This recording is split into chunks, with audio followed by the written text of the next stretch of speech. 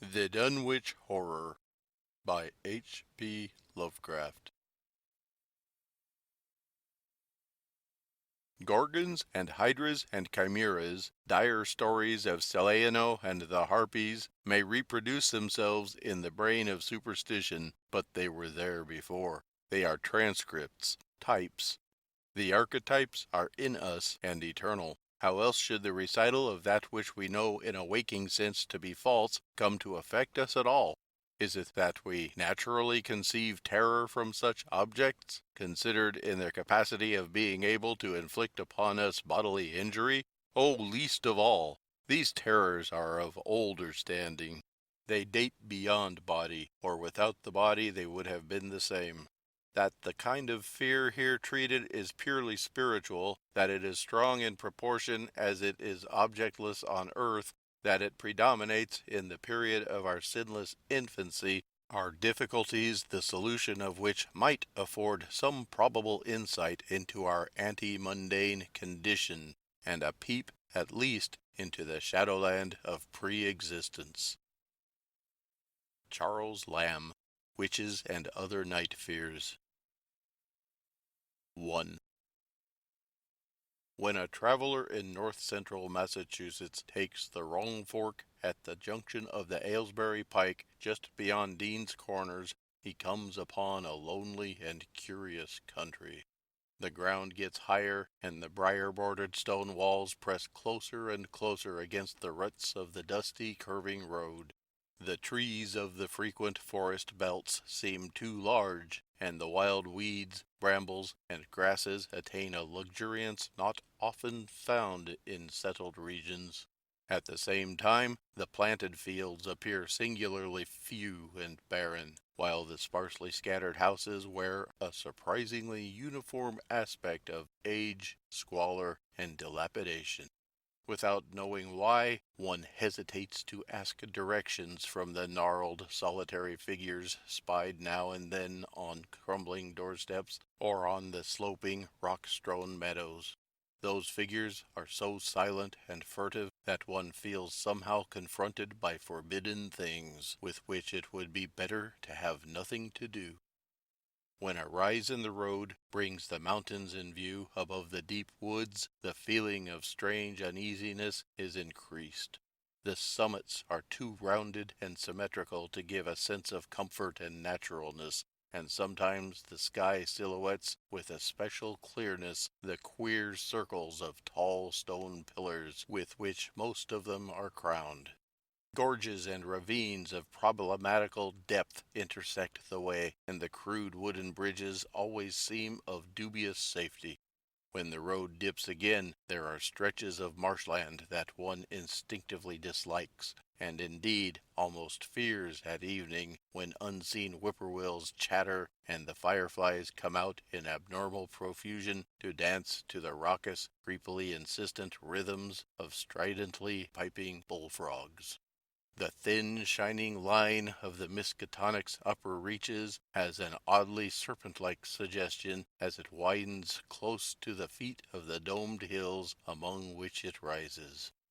As the hills draw nearer, one heeds their wooded sides more than their stone-crowned tops.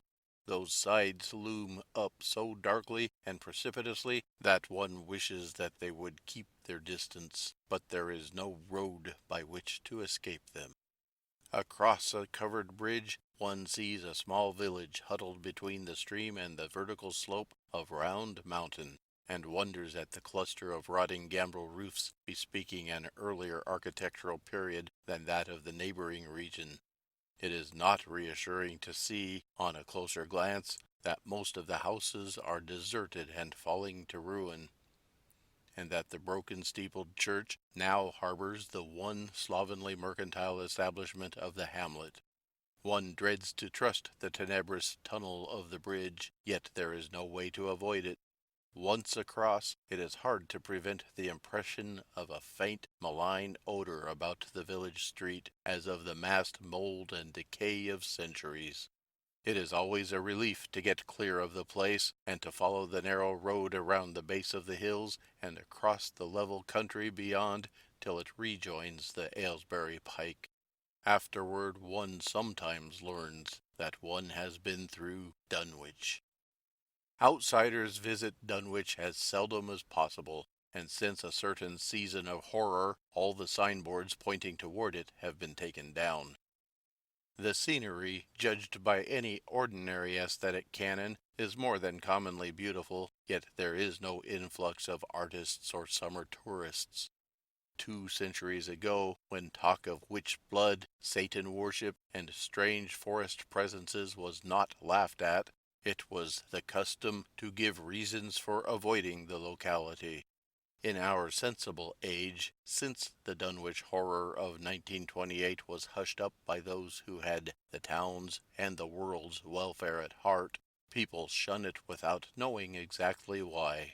Perhaps one reason, though it cannot apply to uninformed strangers, is that the natives are now repellently decadent, having gone far along that path of retrogression so common in many New England backwaters. They have come to form a race by themselves, with the well-defined mental and physical stigmata of degeneracy and inbreeding. The average of their intelligence is woefully low, whilst their annals reek of overt viciousness and of half-hidden murders, incests, and deeds of almost unnameable violence and perversity. The old gentry, representing the 2 or 3 armigerous families which came from Salem in 1692, have kept somewhat above the general level of decay, though many branches are sunk into the sordid populace so deeply that only their names remain as a key to the origin they disgrace. Some of the Whateleys and Bishops still send their eldest sons to Harvard and Miskatonic, though those sons seldom return to the moldering gambrel roofs under which they and their ancestors were born. No one, even those who have the facts concerning the recent horror, can say just what is the matter with Dunwich, though old legends speak of unhallowed rites and conclaves of the Indians, amidst which they called forbidden shapes of shadow out of the great rounded hills, and made wild orgiastic prayers that were answered by loud crackings and rumblings from the ground below. In 1747, the Reverend Abijah Hoadley, newly come to the Congregational Church at Dunwich Village, preached a memorable sermon on the close presence of Satan and his imps, in which he said, "It must be allowed that these blasphemies of an infernal train of demons are matters too common knowledge to be denied. The cursed voices of Azazel and Buzrael, of Beelzebub and Belial, being heard now from underground by above a score of credible witnesses now living. I myself did not more than a fortnight ago catch a very plain discourse of evil powers in the hill behind my house, wherein there were a rattling and rolling, groaning, screeching, and hissing, such as no things of this earth could raise up, and which must needs have come from those caves that only black magic can discover, and only the devil unlock." Mr. Hoadley disappeared soon after delivering this sermon, but the text, printed in Springfield, is still extant. Noises in the hills continued to be reported from year to year, and still form a puzzle to geologists and physiographers. Other traditions tell of foul odors near the hill-crowning circles of stone pillars, and of rushing airy presences to be heard faintly at certain hours from stated points at the bottom of the great ravines, while still others try to explain the Devil's Hop Yard, a bleak, blasted hillside where no tree, shrub, or grass blade will grow. Then, too, the natives are mortally afraid of the numerous whippoorwills which grow vocal on warm nights. It is vowed that the birds are psychopomps, lying in wait for the souls of the dying, and that they time their eerie cries in unison with the sufferer's struggling breath. If they can catch the fleeing soul when it leaves the body, they instantly flutter away, chittering in demoniac laughter. But if they fail, they subside gradually into a disappointed silence. These tales, of course, are obsolete and ridiculous because they come down from very old times. Dunwich is indeed ridiculously old, older by far than any of the communities within 30 miles of it. South of the village one may spy the cellar walls and chimney of the ancient Bishop House, which was built before 1700, whilst the ruins of the mill at the falls, built in 1806, form the most modern piece of architecture to be seen. Industry did not flourish here, and the 19th century factory movement proved short-lived. Oldest of all are the great rings of rough-hewn stone columns on the hilltops, but these are more generally attributed to Indians than to settlers. Deposits of skulls and bones, found within these circles and around the sizable table-like rock on Sentinel Hill, sustain the popular belief that such spots were once the burial places of the Pocumtucks, even though many ethnologists, disregarding the absurd improbability of such a theory, persist in believing the remains Caucasian.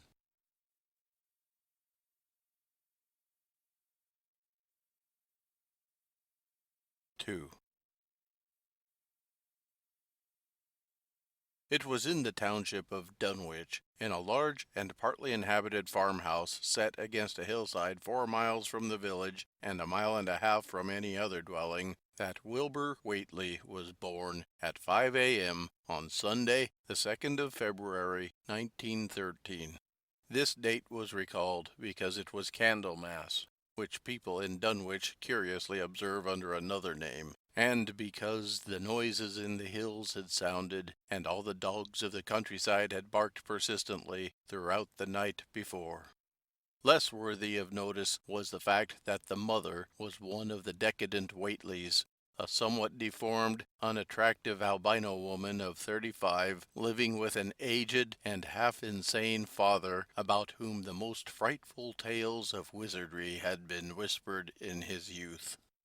Lavinia Whately had known no husband, but according to the custom of the region made no attempt to disavow the child, concerning the other side of whose ancestry the country folk might, and did, speculate as widely as they chose. On the contrary, she seemed strangely proud of the dark, goatish-looking infant who formed such a contrast to her own sickly and pink-eyed albinism, and was heard to mutter many curious prophecies about its unusual powers and tremendous future. Lavinia was one who would be apt to mutter such things, for she was a lone creature given to wandering amidst thunderstorms in the hills, and trying to read the great odorous books which her father had inherited through 2 centuries of Whateleys, and which were fast falling to pieces with age and wormholes. She had never been to school, but was filled with disjointed scraps of ancient lore that old Whately had taught her. The remote farmhouse had always been feared because of old Whately's reputation for black magic, and the unexplained death by violence of Mrs. Whately when Lavinia was 12 years old had not helped to make the place popular. Isolated among strange influences, Lavinia was fond of wild and grandiose daydreams and singular occupations. Nor was her leisure much taken up by household cares in a home from which all standards of order and cleanliness had long since disappeared. There was a hideous screaming which echoed above even the hill noises and the dogs barking on the night Wilbur was born, but no known doctor or midwife presided at his coming. Neighbors knew nothing of him till a week afterward, when old Whately drove his sleigh through the snow into Dunwich village, and discoursed incoherently to the group of loungers at Osborne's general store. There seemed to be a change in the old man, an added element of furtiveness in the clouded brain which subtly transformed him from an object to a subject of fear, though he was not one to be perturbed by any common family event. Amidst it all, he shewed some trace of the pride later noticed in his daughter, and what he said of the child's paternity was remembered by many of his hearers years afterward. I don't care what folks think. If Lavinia's boy looked like his pa, he wouldn't look like nothing ye expect. Ye needn't think the only folks is the folks hereabouts. Lavinia's read some and has seed some things the most of ye only tell about.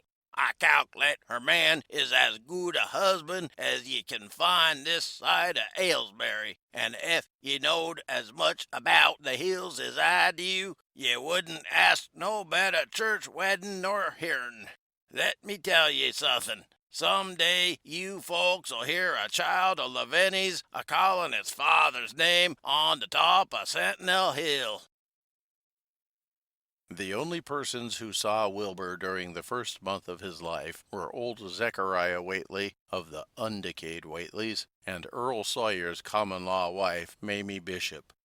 Mamie's visit was frankly one of curiosity, and her subsequent tales did justice to her observations. But Zechariah came to lead a pair of Alderney cows which old Whately had bought of his son Curtis. This marked the beginning of a course of cattle buying on the part of small Wilbur's family, which ended only in 1928, when the Dunwich Horror came and went. Yet at no time did the ramshackle Whately barn seem overcrowded with livestock.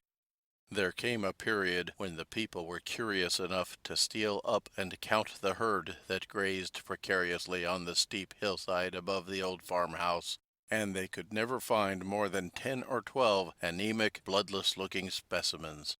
Evidently some blight or distemper, perhaps sprung from the unwholesome pasturage or the diseased fungi and timbers of the filthy barn, caused a heavy mortality amongst the Whately animals.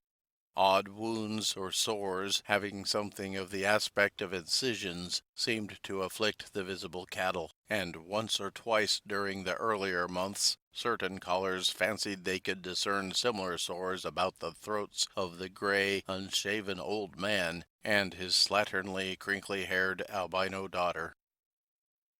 In the spring, after Wilbur's birth, Lavinia resumed her customary rambles in the hills, bearing in her misproportioned arms the swarthy child.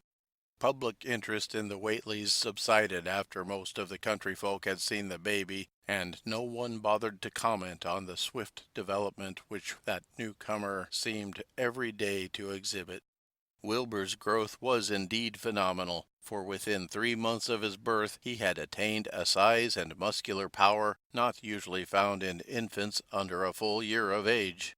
His motions and even his vocal sounds showed a restraint and deliberateness highly peculiar in an infant, and no one was really unprepared when, at 7 months, he began to walk unassisted, with falterings which another month was sufficient to remove. It was somewhat after this time, on Halloween, that a great blaze was seen at midnight on the top of Sentinel Hill, where the old table-like stone stands amidst its tumulus of ancient bones. Considerable talk was started when Silas Bishop, of the undecayed bishops, mentioned having seen the boy running sturdily up that hill ahead of his mother about an hour before the blaze was remarked. Silas was rounding up a stray heifer, but he nearly forgot his mission when he fleetingly spied the 2 figures in the dim light of his lantern. They darted almost noiselessly through the underbrush, and the astonished watcher seemed to think they were entirely unclothed. Afterward he could not have been sure about the boy, who may have had some kind of a fringed belt and pair of dark trunks or trousers on. Wilbur was never subsequently seen alive and conscious without a complete and tightly buttoned attire, the disarrangement or threatened disarrangement of which always seemed to fill him with anger and alarm. His contrast with his squalid mother and grandfather in this respect was thought very notable, until the horror of 1928 suggested the most valid of reasons. The next January, gossips were mildly interested in the fact that Lavinia's black brat had commenced to talk, and at the age of only 11 months. His speech was somewhat remarkable, both because of its difference from the ordinary accents of the region, and because it displayed a freedom from infantile lisping of which many children of 3 or 4 might well be proud. The boy was not talkative, yet when he spoke he seemed to reflect some elusive element wholly unpossessed by Dunwich and its denizens. The strangeness did not reside in what he said, or even in the simple idioms he used, but seemed vaguely linked with his intonations, or with the internal organs that produced the spoken sounds. His facial aspect, too, was remarkable for its maturity, for though he shared his mother's and grandfather's chinlessness, his firm and precociously shaped nose united with the expression of his large, dark, almost Latin eyes to give him an air of quasi-adulthood and well-nigh preternatural intelligence. He was, however, exceedingly ugly, despite his appearance of brilliancy, there being something almost goatish or animalistic about his thick lips, large-pored, yellowish skin, coarse, crinkly hair, and odd, elongated ears. He was soon disliked even more decidedly than his mother and grandsire, and all conjectures about him were spiced with references to the bygone magic of old Whately, and how the hills once shook when he shrieked the dreadful name of Yog Sothoth in the midst of a circle of stones with a great book open in his arms before him. Dogs abhorred the boy, and he was always obliged to take various defensive measures against their barking menace.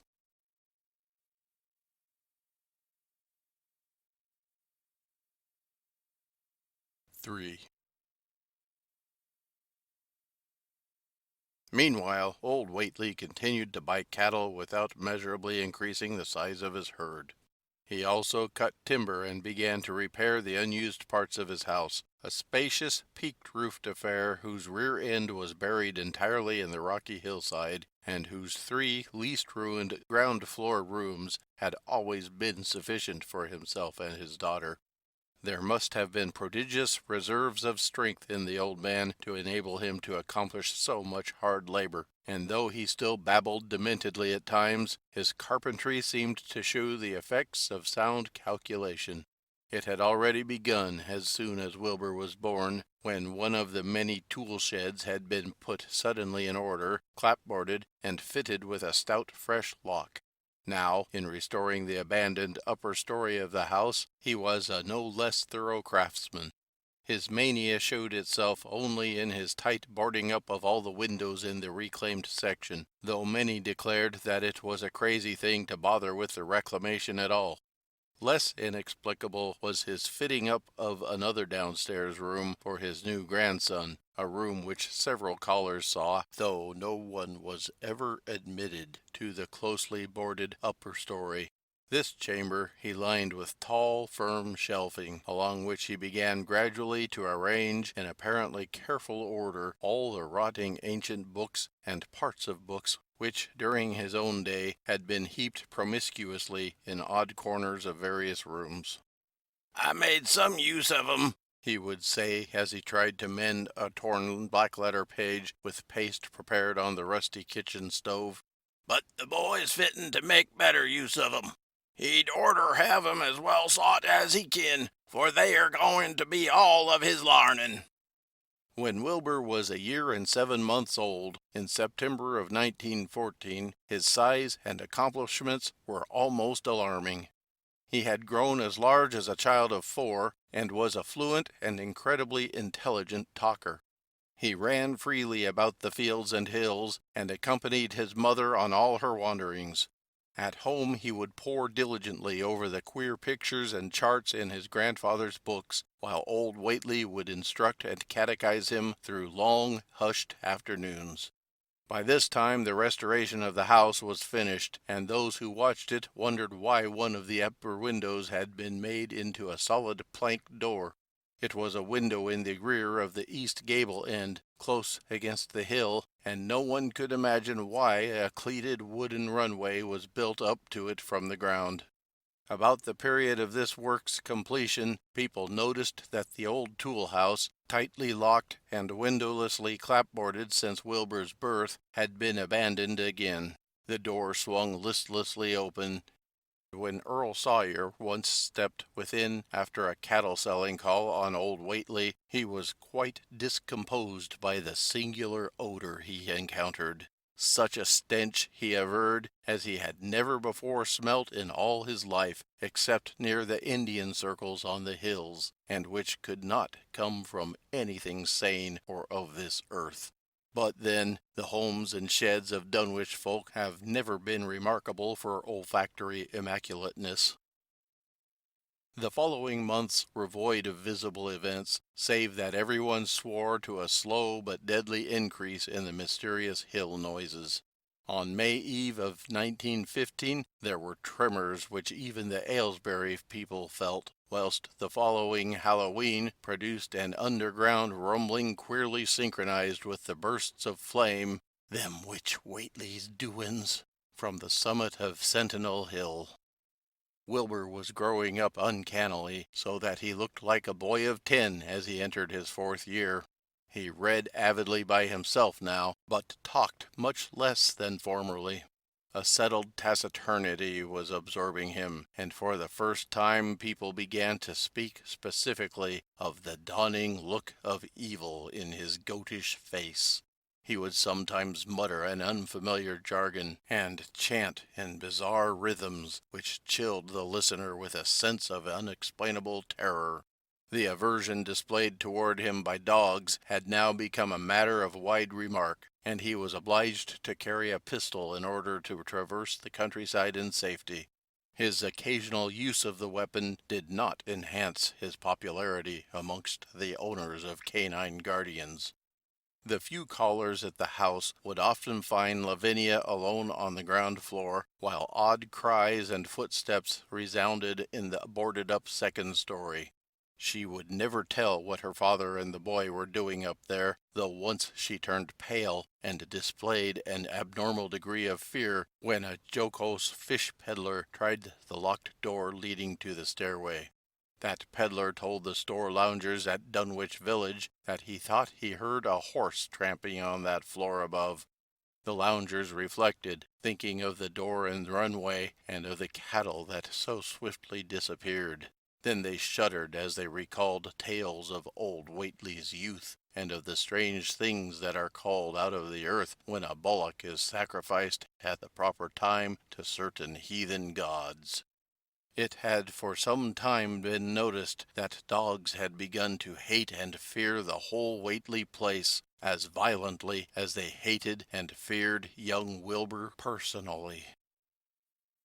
In 1917 the war came, and Squire Sawyer Whately, as chairman of the local draft board, had hard work finding a quota of young Dunwich men fit even to be sent to a development camp.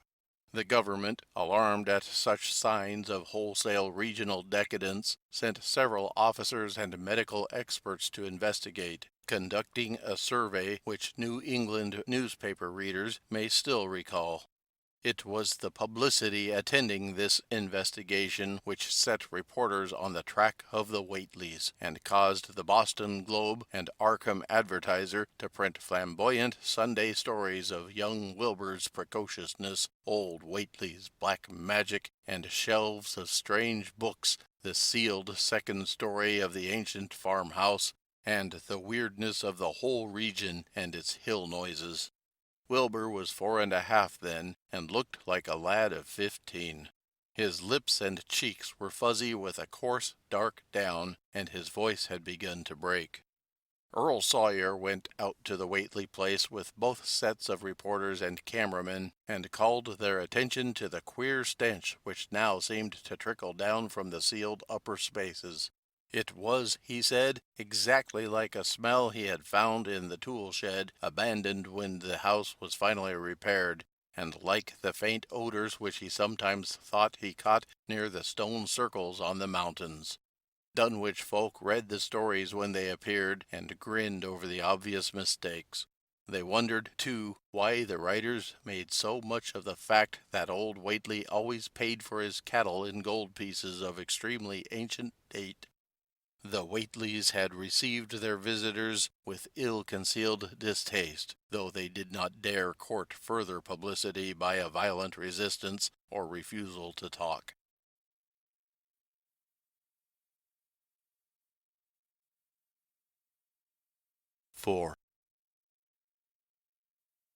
For a decade, the annals of the Whateleys sink indistinguishably into the general life of a morbid community used to their queer ways and hardened to their May Eve and All Hallows orgies.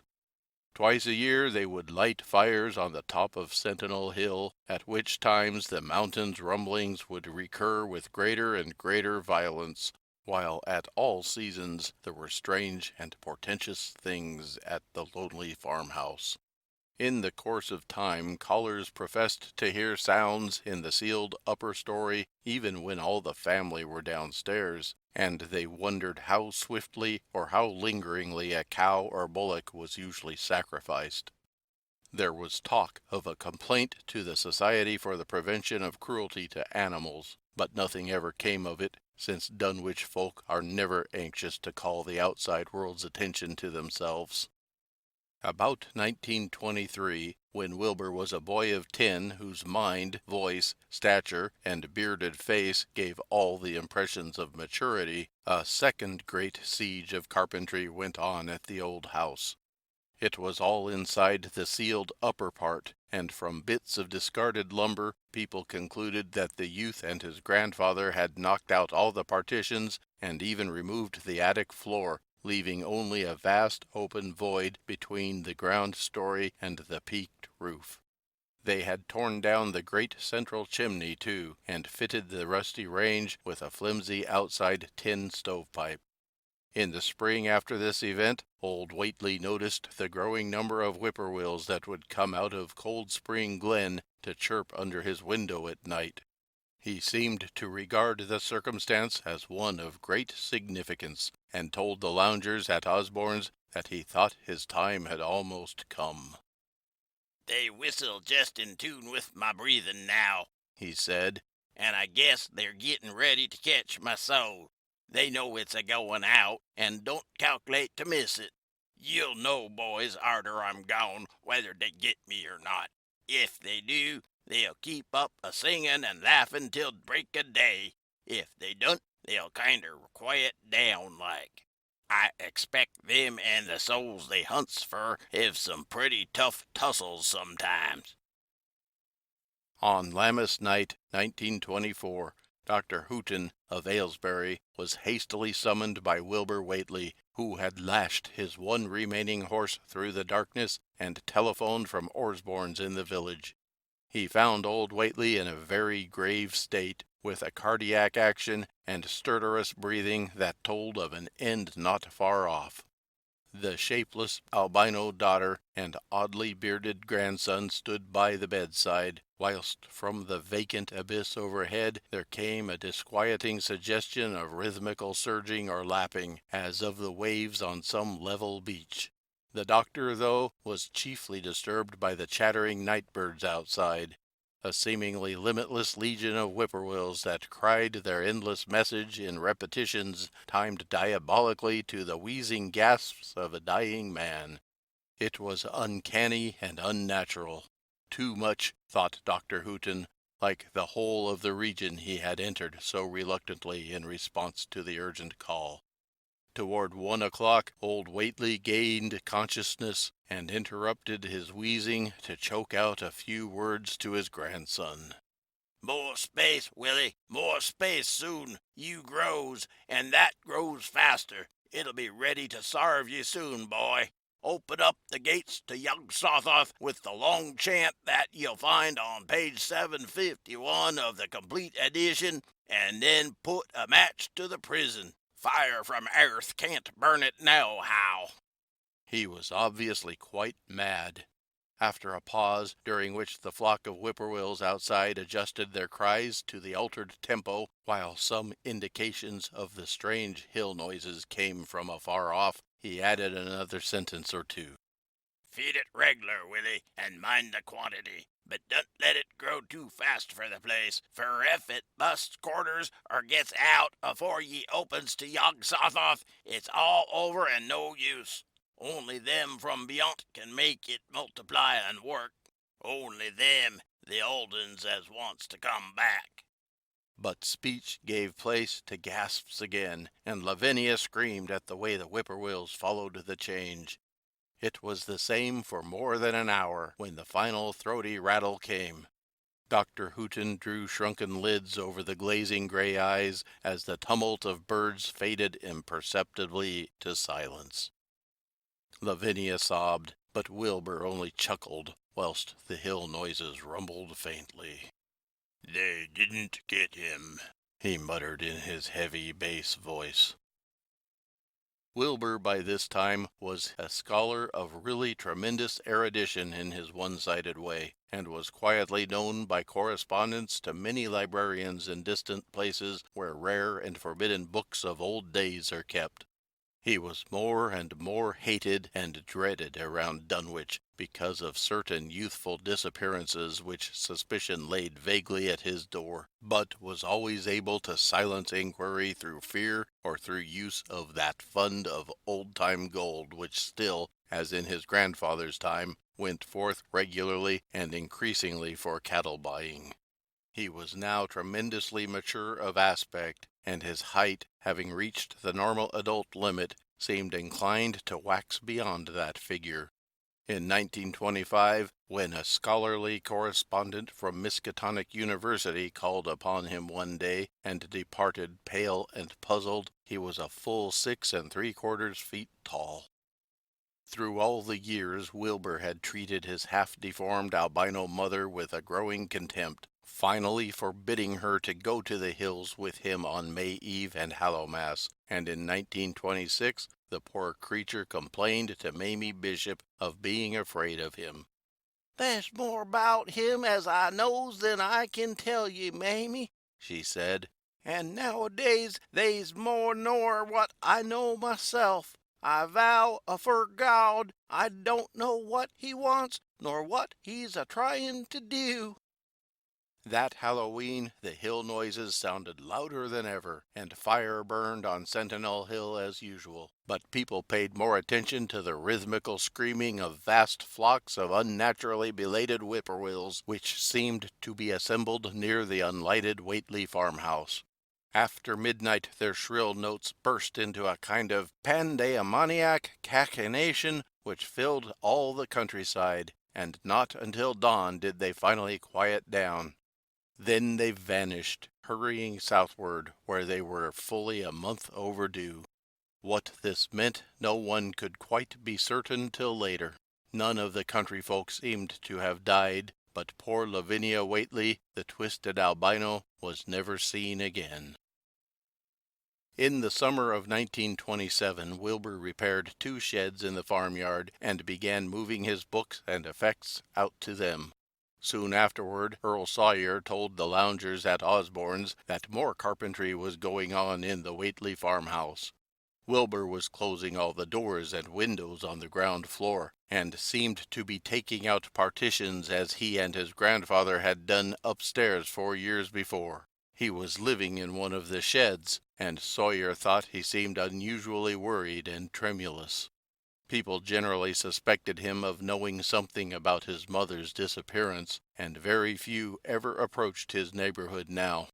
His height had increased to more than 7 feet, and showed no signs of ceasing its development.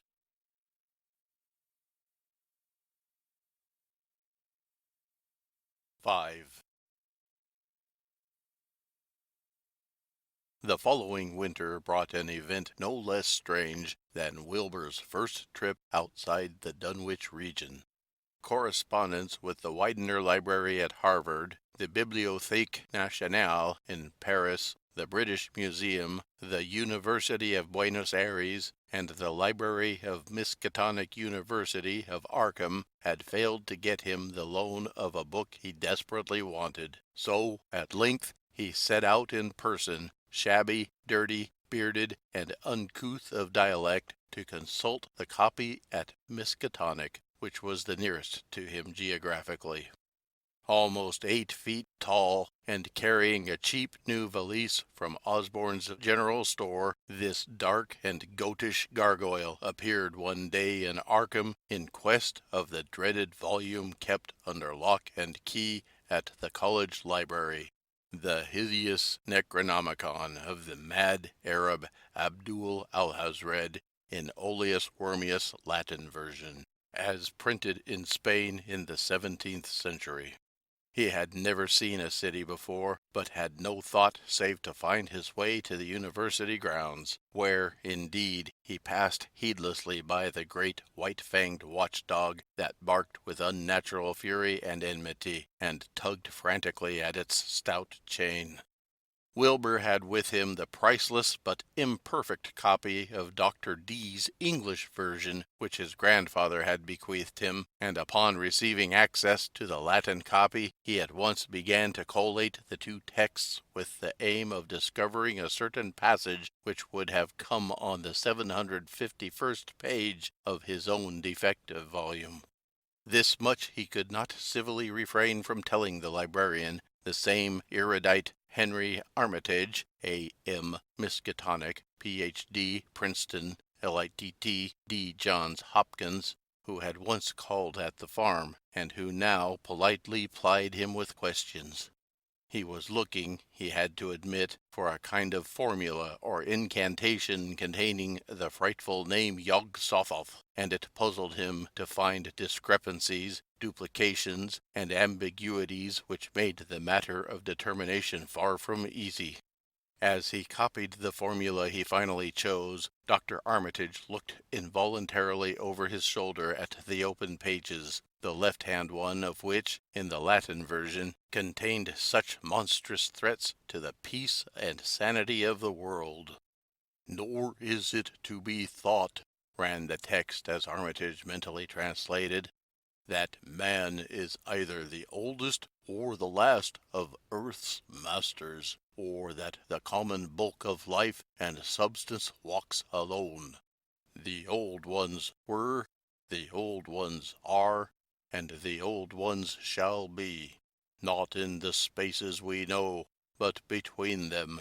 They walk serene and primal, undimensioned and to us unseen. Yog-Sothoth knows the gate. Yog-Sothoth is the gate. Yog-Sothoth is the key and the guardian of the gate.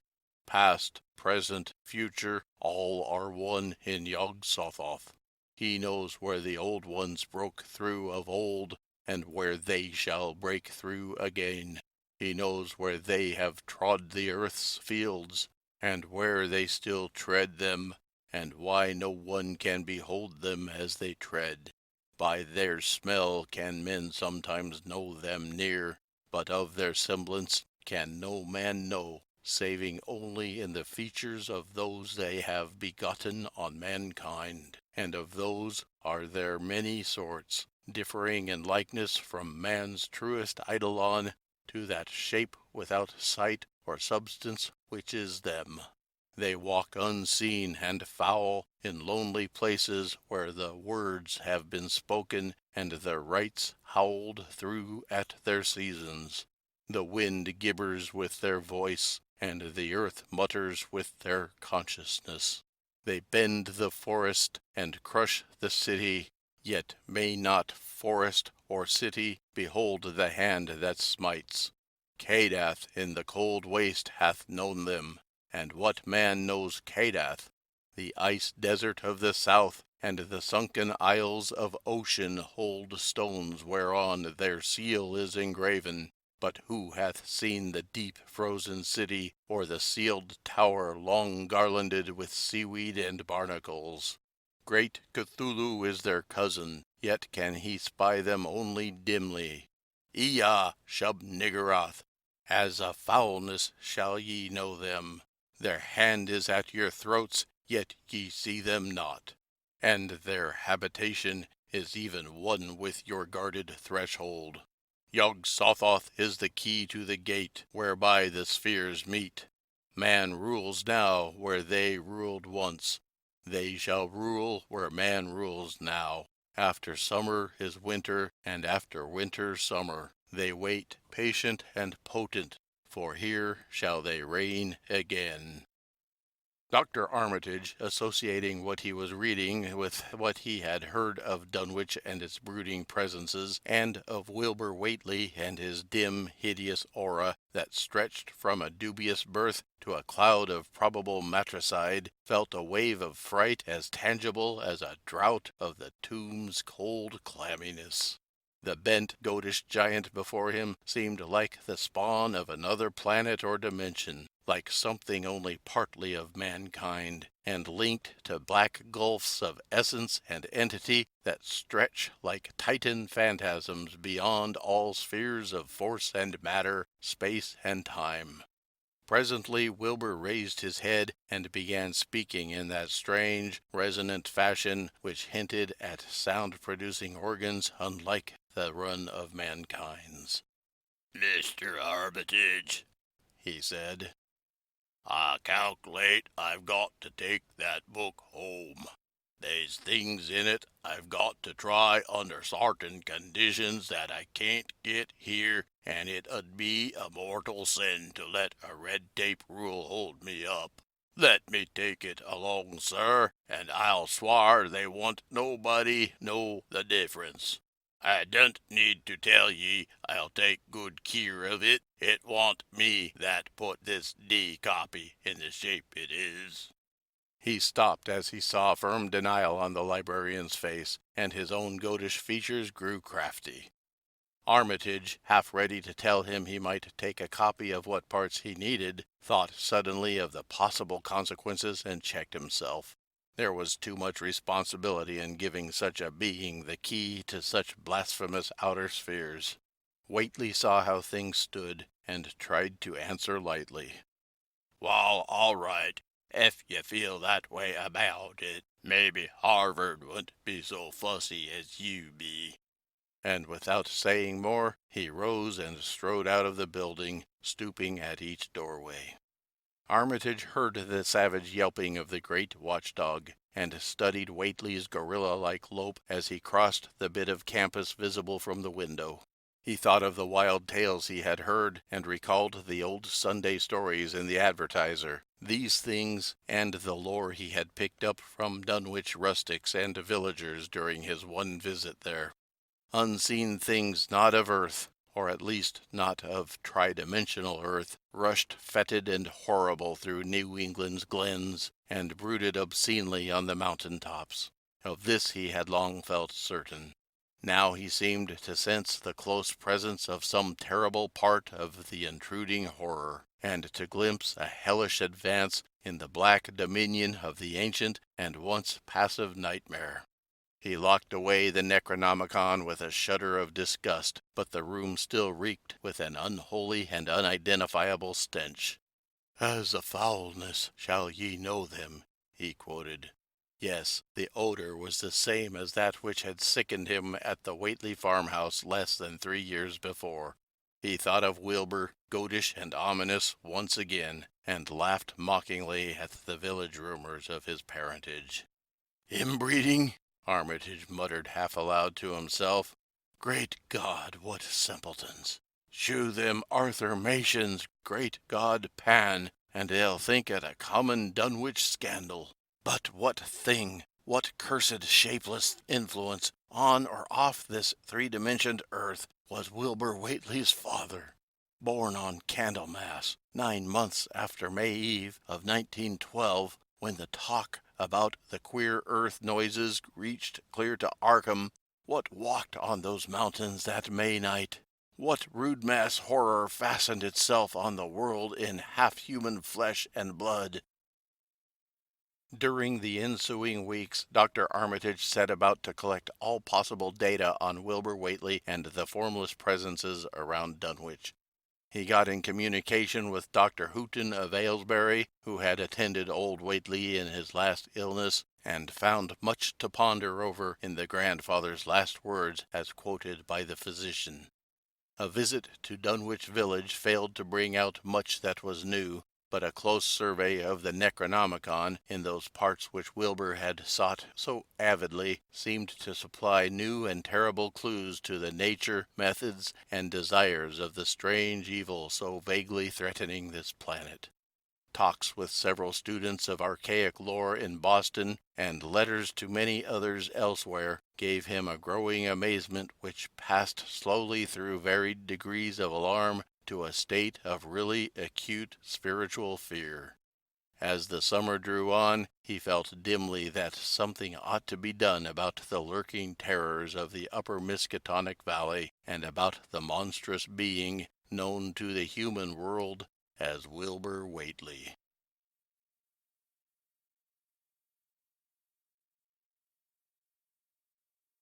Six. The Dunwich Horror itself came between Lammas and the equinox in 1928, and Dr. Armitage was among those who witnessed its monstrous prologue. He had heard, meanwhile, of Whately's grotesque trip to Cambridge, and of his frantic efforts to borrow or copy from the Necronomicon at the Widener Library. Those efforts had been in vain, since Armitage had issued warnings of the keenest intensity to all librarians having charge of the dreaded volume. Wilbur had been shockingly nervous at Cambridge, anxious for the book, yet almost equally anxious to get home again, as if he feared the results of being away long. Early in August, the half-expected outcome developed, and in the small hours of the 3rd, Dr. Armitage was awakened suddenly by the wild, fierce cries of the savage watchdog on the college campus. Deep and terrible, the snarling, half-mad growls and barks continued, always in mounting volume, but with hideously significant pauses. Then there rang out a scream from a wholly different throat, such a scream as roused half the sleepers of Arkham and haunted their dreams ever afterward, such a scream as could come from no being born of earth or wholly of earth. Armitage, hastening into some clothing and rushing across the street and lawn to the college buildings, saw that others were ahead of him, and heard the echoes of a burglar alarm still shrilling from the library. An open window showed black and gaping in the moonlight. What had come had indeed completed its entrance, for the barking and the screaming, now fast fading into a mixed low growling and moaning, proceeded unmistakably from within. Some instinct warned Armitage that what was taking place was not a thing for unfortified eyes to see, so he brushed back the crowd with authority as he unlocked the vestibule door. Among the others he saw Professor Warren Rice and Dr. Francis Morgan, men to whom he had told some of his conjectures and misgivings, and these two he motioned to accompany him inside.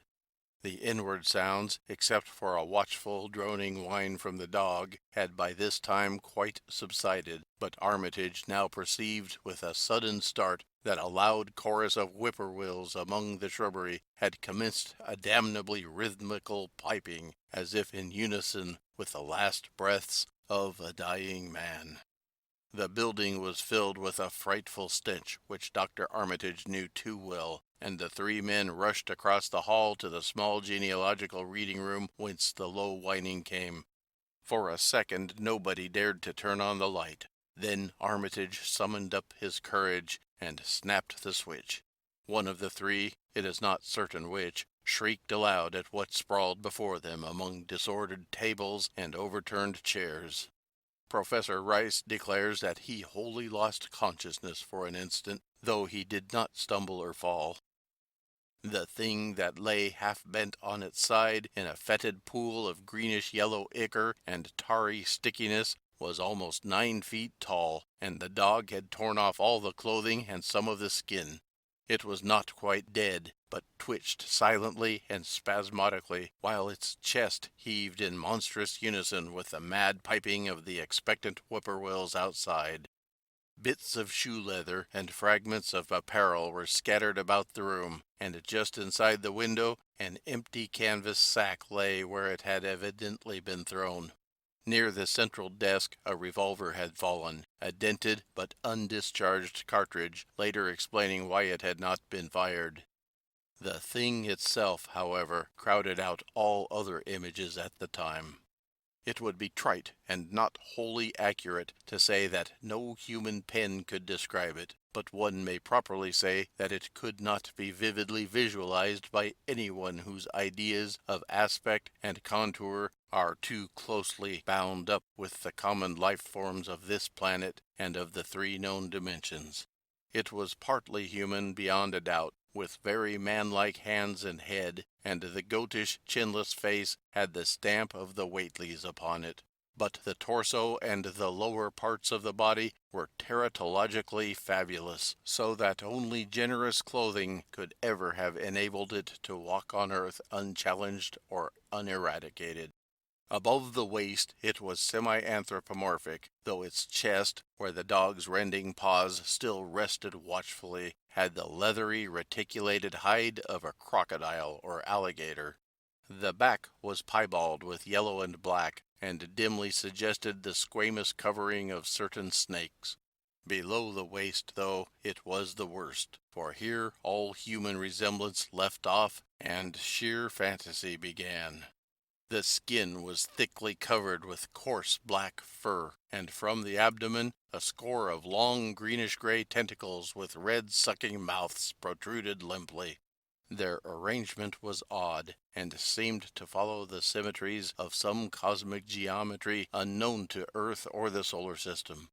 On each of the hips, deep set in a kind of pinkish ciliated orbit, was what seemed to be a rudimentary eye, whilst in lieu of a tail there depended a kind of trunk or feeler with purplish annular markings, and with many evidences of being an undeveloped mouth or throat. The limbs, save for their black fur, roughly resembled the hind legs of prehistoric Earth's giant saurians, and terminated in ridgy-veined pads that were neither hooves nor claws. When the thing breathed, its tail and tentacles rhythmically changed color, as if from some circulatory cause normal to the non-human side of its ancestry.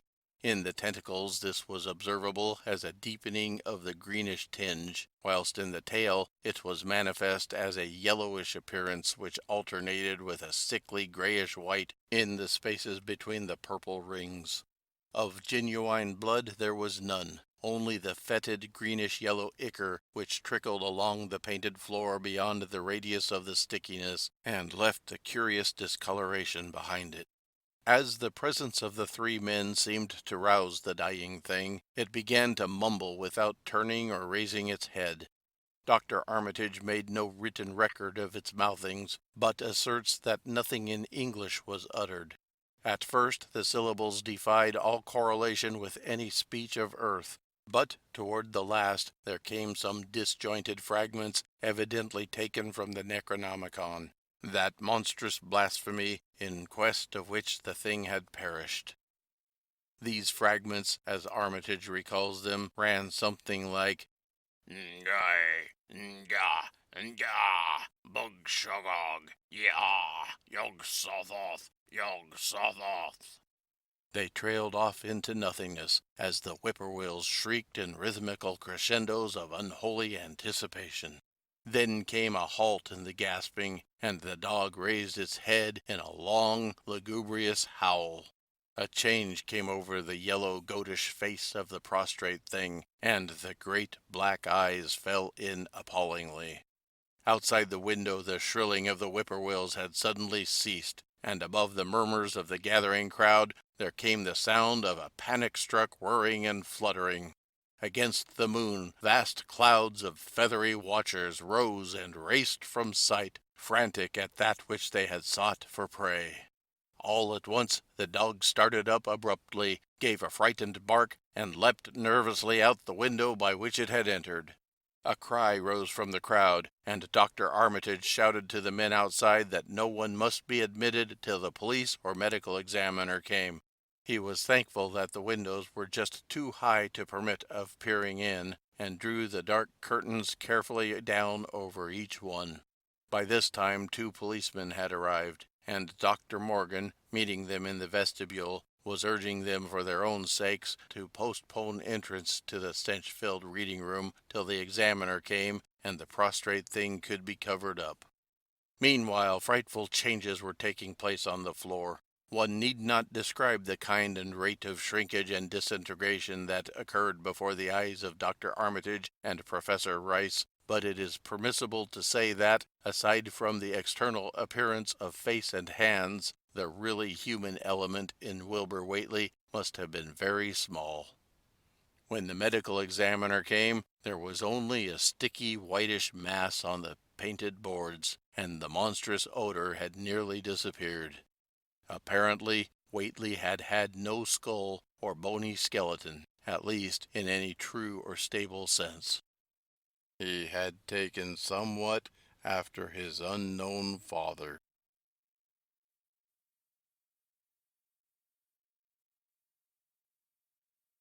7. Yet all this was only the prologue of the actual Dunwich Horror. Formalities were gone through by bewildered officials, abnormal details were duly kept from press and public, and men were sent to Dunwich and Aylesbury to look up property and notify any who might be heirs of the late Wilbur Whately. They found the countryside in great agitation, both because of the growing rumblings beneath the domed hills, and because of the unwonted stench and the surging, lapping sounds which came increasingly from the great empty shell formed by Whately's boarded-up farmhouse. Earl Sawyer, who tended the horse and cattle during Wilbur's absence, had developed a woefully acute case of nerves. The officials devised excuses not to enter the noisome boarded place, and were glad to confine their survey of the deceased's living quarters, the newly mended sheds, to a single visit. They filed a ponderous report at the courthouse in Aylesbury, and litigations concerning heirship are said to still be in progress amongst the innumerable Whateleys, decayed and undecayed, of the upper Miskatonic Valley. An almost interminable manuscript in strange characters, written in a huge ledger and adjudged a sort of diary because of the spacing and variations in ink and penmanship, presented a baffling puzzle to those who found it on the old bureau which served as its owner's desk. After a week of debate it was sent to Miskatonic University, together with the deceased's collection of strange books, for study and possible translation. But even the best linguists soon saw that it was not likely to be unriddled with ease. No trace of the ancient gold with which Wilbur and old Whately always paid their debts has yet been discovered. It was in the dark of September 9th that the horror broke loose. The hill noises had been very pronounced during the evening, and dogs barked frantically all night. Early risers on the 10th noticed a peculiar stench in the air. About 7 o'clock, Luther Brown, the hired boy at George Corey's between Cold Spring Glen and the village, rushed frenziedly back from his morning trip to 10-Acre Meadow with the cows. He was almost convulsed with fright as he stumbled into the kitchen, and in the yard outside the no less frightened herd were pawing and lowing pitifully, having followed the boy back in the panic they shared with him.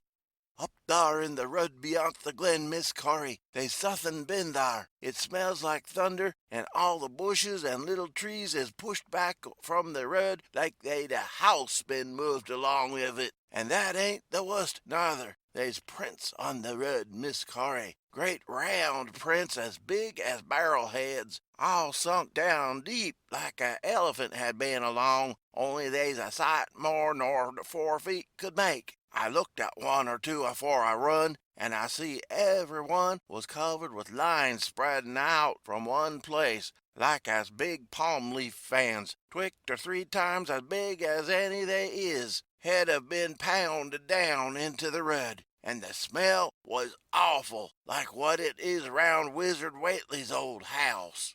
Here he faltered, and seemed to shiver afresh with the fright that had sent him flying home.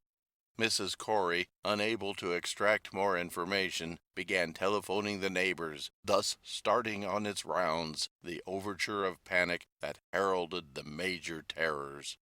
When she got Sally Sawyer, housekeeper at Seth Bishop's, the nearest place to Whately's, it became her turn to listen instead of transmit, for Sally's boy Chauncey, who slept poorly, had been up on the hill toward Whately's, and had dashed back in terror after one look at the place and at the pasturage where Mr. Bishop's cows had been left out all night. "Yes, Miss Corey," came Sally's tremulous voice over the party wire. "Chancey, he just come back a-postin' and couldn't half talk for being scairt. He says old Whately's house is all blowed up, with the timbers scattered round like they'd been dynamite inside, only the bottom floor ain't through, but is all covered with a kind of tar-like stuff that smells awful and drips down off'n the edges onto the ground where the side timbers is blown away. And they's awful kind of marks in the yard, too. Great round marks, bigger round than a hogshead, and all sticky with stuff like is on the blowed-up house. Chancey, he says they leads off into the medders, where a great swath, whiter'n a barn, is matted down, and all the stone walls tumbled every which way wherever it goes. And he says he, Miss Corey, as how he sought to look for Seth's cows, frighted as he was, and found 'em in the upper pasture nigh the Devil's Hop Yard in an awful shape. Half of 'em's clean gone, and nigh half of them that's left is sucked most dry of blood, with sores on 'em like they's been on Whately's cattle ever since Lavanny's black brat was born. Seth, he's gone out now to look at 'em, though I'll vow he won't keer to git very nigh Wizard Whately's. Chancey didn't look keerful ter see where the big matted down swath led arter it left the pasturage, but he says he thinks it p'inted towards the Glen Road to the village. I tell ye, Miss Corey, they's suthin' abroad as hadn't orter be abroad, and I for one think that Black Wilbur Whately has come to the bad end as he desarved is at the bottom of the breedin' of it. He wa'n't all human hisself, I allus says to everybody, and I think he and old Whately must ha' raised suthin' in that there nailed-up house as ain't even so human as he was. They's allus been unseen things around Dunwich, livin' things as ain't human and ain't good for human folks. The ground was a-talkin' last night, and towards mornin' Chancey he heerd the whippoorwills so loud in Cold Spring Glen he couldn't sleep none. Then he thought he heerd another faint-like sound over towards Wizard Whately's, a kind of rippin' or tearin' o' wood, like some big box or crate was bein' opened fur off. What with this and that, he didn't git to sleep at all till sun-up, and no sooner was he up this mornin' but he gots over to Whately's and sees what's the matter. He see enough, I tell you, Miss Corey. This don't mean no good, and I think as all the men folks ought to get up a party and do suthin'. I know suthin' awful's about, and feel my time is nigh, though only God knows jest what it is. Did your Luther take account of whar them big tracks led to? No? Wall, Miss Corey, if they was on the Glen Road this side of the glen, and ain't got to your house yet, I calc'late they must go into the glen itself. They would do that. I allus said Cold Spring Glen ain't no healthy nor decent place. The whippoorwills and fireflies there never did act like they was creeturs of God, and they's some as says ye can hear strange things a-rushin' and a-talkin' in the air down there if ye stand in the right place atween the Rock Falls and Bear's Den. By that noon, fully 3/4 of the men and boys of Dunwich were trooping over the roads and meadows between the new-made Whately ruins and Cold Spring Glen, examining in horror the vast, monstrous prints, the maimed bishop cattle, the strange, noisome wreck of the farmhouse, and the bruised, matted vegetation of the fields and roadsides. whatever had burst loose upon the world had assuredly gone down into the great sinister ravine, for all the trees on the banks were bent and broken, and a great avenue had been gouged in the precipice-hanging underbrush. It was as though a house, launched by an avalanche, had slid down through the tangled growths of the most vertical slope. From below no sound came, but only a distant, undefinable fetor, and it is not to be wondered at that the men preferred to stay on the edge and argue, rather than descend and beard the unknown cyclopean horror in its lair. 3 dogs that were with the party had barked furiously at first, but seemed cowed and reluctant when near the glen. Someone telephoned the news to the Aylesbury Transcript, but the editor, accustomed to wild tales from Dunwich, did no more than concoct a humorous paragraph about it, an item soon afterward reproduced by the Associated Press. That night everyone went home, and every house and barn was barricaded as stoutly as possible. Needless to say, no cattle were allowed to remain in open pasturage. About 2 in the morning, a frightful stench and the savage barking of the dogs awakened the household at Elmer Fry's, on the eastern edge of Cold Spring Glen, and all agreed that they could hear a sort of muffled swishing or lapping sound from somewhere outside. Mrs. Fry proposed telephoning the neighbors, and Elmer was about to agree when the noise of splintering wood burst in upon their deliberations. It came, apparently, from the barn, and was quickly followed by a hideous screaming and stamping amongst the cattle. The dogs slavered and crouched close to the feet of the fear-numbed family. Fry lit a lantern, through force of habit, but knew it would be death to go out into that black farmyard.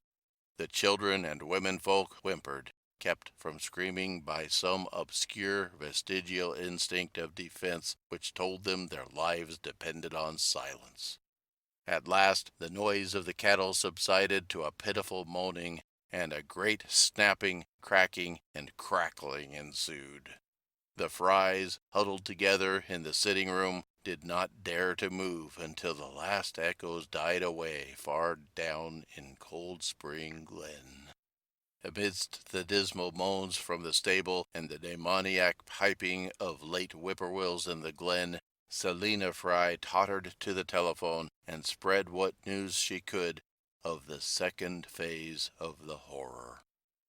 The next day all the countryside was in panic, and cowed, uncommunicative groups came and went where the fiendish thing had occurred. 2 titan swaths of destruction stretched from the glen to the Fry farmyard. Monstrous prints covered the bare patches of ground, and one side of the old red barn had completely caved in. Of the cattle, only a quarter could be found and identified. Some of these were in curious fragments, and all that survived had to be shot. Earl Sawyer suggested that help be asked from Aylesbury or Arkham, but others maintained it would be of no use. Old Zebulon Whately, of a branch that hovered about halfway between soundness and decadence, made darkly wild suggestions about rites that ought to be practiced on the hilltops. He came from a line where tradition ran strong, and his memories of chantings in the great stone circles were not altogether connected with Wilbur and his grandfather. Darkness fell upon a stricken countryside too passive to organize for real defense. In a few cases, closely related families would band together and watch in the gloom under one roof, but in general there was only a repetition of the barricading of the night before, and a futile, ineffective gesture of loading muskets and setting pitchforks handily about. Nothing, however, occurred except some hill noises, and when the day came, there were many who hoped that the new horror had gone as swiftly as it had come. There were even bold souls who proposed an offensive expedition down into the glen, though they did not venture to set an actual example to the still reluctant majority. When night came again, the barricading was repeated, though there was less huddling together of families. In the morning, both the Fry and the Seth Bishop households reported excitement among the dogs and vague sounds and stenches from afar, while early explorers noticed with horror a fresh set of the monstrous tracks in the road skirting Sentinel Hill. As before, the sides of the road showed a bruising indicative of the blasphemously stupendous bulk of the horror, whilst the confrontation of the tracks seemed to argue a passage in two directions, as if the moving mountain had come from Cold Spring Glen and returned to it along the same path. At the base of the hill, a 30-foot swath of crushed shrubbery saplings led steeply upward, and the seekers gasped when they saw that even the most perpendicular places did not deflect the inexorable trail. Whatever the horror was, it could scale a sheer stony cliff of almost complete verticality, and as the investigators climbed around to the hill's summit by safer routes, they saw that the trail ended, or rather reversed, there. It was here that the Whateleys used to build their hellish fires and chant their hellish rituals by the table-like stone on May Eve and Hallowmass.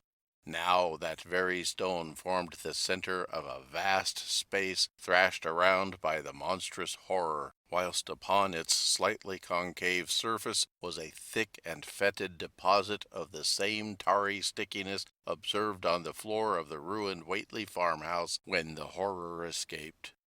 Men looked at one another and muttered. Then they looked down the hill. Apparently the horror had descended by a route much the same as that of its ascent. To speculate was futile. Reason, logic, and normal ideas of motivation stood confounded. Only old Zebulon, who was not with the group, could have done justice to the situation or suggested a plausible explanation. Thursday night began much like the others, but it ended less happily. The whippoorwills in the glen had screamed with such unusual persistence that many could not sleep. 3 a.m., all the party telephones rang tremulously. Those who took down their receivers heard a fright-mad voice shriek out, "Help! Oh, my God!" And some thought a crashing sound followed the breaking off of the exclamation. There was nothing more.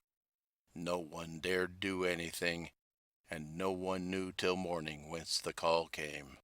Then those who had heard it called everyone on the line, and found that only the Frys did not reply. The truth appeared an hour later, when a hastily assembled group of armed men trudged out to the Fry place at the head of the glen. It was horrible, yet hardly a surprise. There were more swaths and monstrous prints, but there was no longer any house. It had caved in like an eggshell, and amongst the ruins nothing living or dead could be discovered, only the stench and a tarry stickiness. The Elmer Frys had been erased from Dunwich.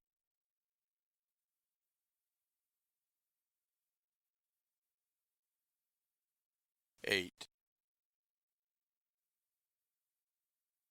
In the meantime, a quieter yet even more spiritually poignant phase of the horror had been blackly unwinding itself behind the closed door of a shelf-lined room in Arkham.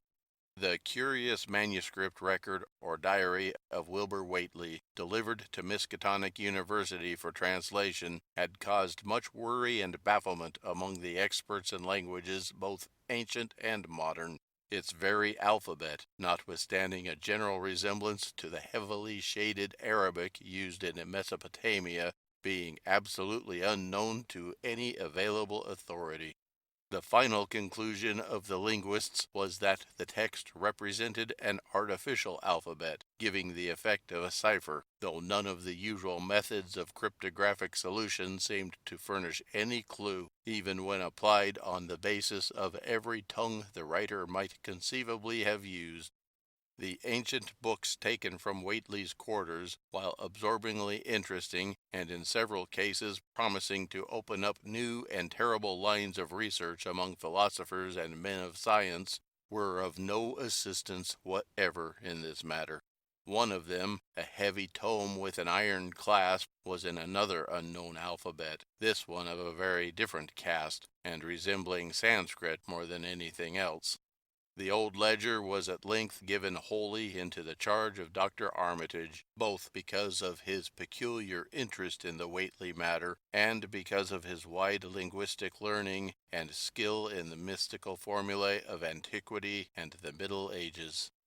Armitage had an idea that the alphabet might be something esoterically used by certain forbidden cults which have come down from old times, and which have inherited many forms and traditions from the wizards of the Saracenic world. That question, however, he did not deem vital, since it would be unnecessary to know the origin of the symbols if, as he suspected, they were used as a cipher in a modern language. It was his belief that, considering the great amount of text involved, the writer would scarcely have wished the trouble of using another speech than his own, save perhaps in certain special formulae and incantations. Accordingly, he attacked the manuscript with the preliminary assumption that the bulk of it was in English. Dr. Armitage knew, from the repeated failures of his colleagues, that the riddle was a deep and complex one, and that no simple mode of solution could merit even a trial. All through late August he fortified himself with the massed lore of cryptography, drawing upon the fullest resources of his own library, and wading night after night amidst the arcana of Trimethius Polygraphia, Giambattista Porta's De Furtivis Litterum Notis, De Visionaires Traiti de Chiffres, Falconer's Cryptomanesis Patefacta, Davies and Thickness's 18th century treatise, and such fairly modern authorities as Blair, von Martin, and Kluber's Cryptographic. He interspersed his study of the books with attacks on the manuscript itself, and in time became convinced that he had to deal with one of those subtlest and most ingenious of cryptograms, in which many separate lists of corresponding letters are arranged like the multiplication table, and the message built up with arbitrary keywords known only to the initiated. The older authorities seemed rather more helpful than the newer ones, and Armitage concluded that the code of the manuscript was one of great antiquity, no doubt handed down through a long line of mystical experimenters. Several times he seemed near daylight, only to be set back by some unforeseen obstacle. Then, as September approached, the clouds began to clear. Certain letters, as used in certain parts of the manuscript, emerged definitely and unmistakably, and it became obvious that the text was indeed in English. On the evening of September 2nd, the last major barrier gave way, and Dr. Armitage read for the first time a continuous passage of Wilbur Whately's annals. It was in truth a diary, as all had thought, and it was couched in a style clearly shewing the mixed occult erudition and general illiteracy of the strange being who wrote it. Almost the first long passage that Armitage deciphered, an entry dated November 26, 1916, proved highly startling and disquieting. It was written, he remembered, by a child of 3 1/2 who looked like a lad of 12 or 13. Today learned the Aklo for the Sabaoth, it ran, which did not like, it being answerable from a hill and not from the air. That upstairs more ahead of me than I thought it would be, and is not like to have much earth brain. Shot Elam Hutchins' collie, Jack, when he went to bite me, and Elam says he would kill me if he dast. I guess he won't. Grandfather kept me saying the Dole formula last night, and I think I saw the inner city at the 2 magnetic poles. I shall go to those poles when the earth is cleared off, if I can't break through the Do-Na formula when I commit it. They from the air told me at Sabbat that it will be years before I can clear off the earth. I guess Grandfather will be dead then, so I will have to learn all the angles of the planes and all of the formulas between the U and the Ninger. They from outside will help, but they cannot take body without human blood. That upstairs looks it will have the right cast. I can see it a little when I make the Voorish sign or blow the powder of Ibn Ghazi at it, and it is near like them of May Eve on the hill. The other face may wear off some. I wonder how I shall look when the earth is cleared and there are no earth beings on it. He that came with the Aklo-Sabaoth said I may be transfigured, there being much of outside to work on. Morning found Dr. Armitage in a cold sweat of terror and a frenzy of wakeful concentration. He had not left the manuscript all night, but sat at his table under the electric light, turning page after page with shaking hands as fast as he could decipher the cryptic text. He had nervously telephoned his wife he would not be home, and when she brought him a breakfast from the house, he could scarcely dispose of a mouthful. All that day he read on, now and then halted maddeningly as a reapplication of the complex key became necessary. Lunch and dinner were brought to him, but he ate only the smallest fraction of either. Toward the middle of the next night he drowsed off in his chair, but soon woke out of a tangle of nightmares almost as hideous as the truths and menaces to man's existence that he had uncovered. On the morning of September 4th, Professor Rice and Dr. Morgan insisted on seeing him for a while, and departed trembling and ashen gray. That evening he went to bed, but slept only fitfully. Wednesday, the next day, he was back at the manuscript, and began to take copious notes, both from the current sections and from those he'd already deciphered. In the small hours of that night he slept a little in an easy-chair in his office, but was at the manuscript again before dawn. Some time before noon his physician, Dr. Hartwell, called to see him and insisted that he cease his work. He refused, intimating that it was of the most vital importance for him to complete the reading of the diary, and promised an explanation in due course of time. That evening, just as twilight fell, he finished his terrible perusal and sank back exhausted. His wife, bringing his dinner, found him in a half-comatose state, but he was conscious enough to warn her off with a sharp cry when he saw her eyes wander toward the notes he had taken. Weakly rising, he gathered up the scribbled papers and sealed them all in a great envelope, which he immediately placed in his inside coat pocket. He had sufficient strength to get home, but was so clearly in need of medical aid that Dr. Hartwell was summoned at once. As the doctor put him to bed, he could only mutter over and over again, "But what, in God's name, can we do?" Dr. Armitage slept, but was partly delirious the next day.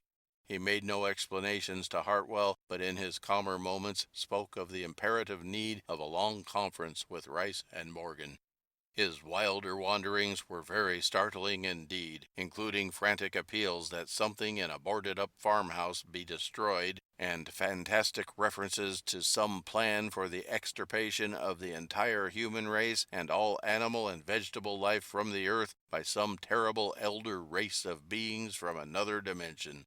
He would shout that the world was in danger, since the elder things wished to strip it and drag it away from the solar system and cosmos of matter into some other plane or phase of entity from which it had once fallen, vigintillions of eons ago. At other times he would call for the dreaded Necronomicon and the Daemonolatria of Remigius, in which he seemed hopeful of finding some formula to check the peril he conjured up. "Stop them! Stop them!" he would shout. "Those Whateleys meant to let them in, and the worst of all is left. Tell Rice and Morgan we must do something. It's a blind business, but I know how to make the powder. It hasn't been fed since the 2nd of August, when Wilbur came here to his death, and at that rate." But Armitage had a sound physique despite his 73 years, and slept off his disorder that night without developing any real fever. He woke late Friday, clear of head, though sober with a gnawing fear and a tremendous sense of responsibility. Saturday afternoon he felt able to go over to the library and summon Rice and Morgan for a conference, and the rest of the day and evening the three men tortured their brains in the wildest speculation and the most desperate debate. Strange and terrible books were drawn voluminously from the stacked shelves and from secure places of storage, and diagrams and formulae were copied with feverish haste and in bewildering abundance. Of skepticism there was none. All three had seen the body of Wilbur Whately as it lay on the floor in a room of that very building, and after that not one of them could feel even slightly inclined to treat the diary as a madman's raving. Opinions were divided as to notifying the Massachusetts State Police, and the negative finally won. There were things involved which simply could not be believed by those who had not seen a sample, as indeed was made clear during certain subsequent investigations. Late at night the conference disbanded without having developed a definite plan, but all day Sunday Armitage was busy comparing formulae and mixing chemicals obtained from the college laboratory. The more he reflected on the hellish diary, the more he was inclined to doubt the efficacy of any material agent in stamping out the entity which Wilbur Whately had left behind him, the earth-threatening entity which, unknown to him, was to burst forth in a few hours and become the memorable Dunwich Horror. Monday was a repetition of Sunday with Dr. Armitage, where the task in hand required an infinity of research and experiment. Further consultations of the monstrous diary brought about various changes of plan, and he knew that, in the end, a large amount of uncertainty must remain. By Tuesday he had a definite line of action mapped out, and believed he would try a trip to Dunwich within a week. Then, on Wednesday, the great shock came.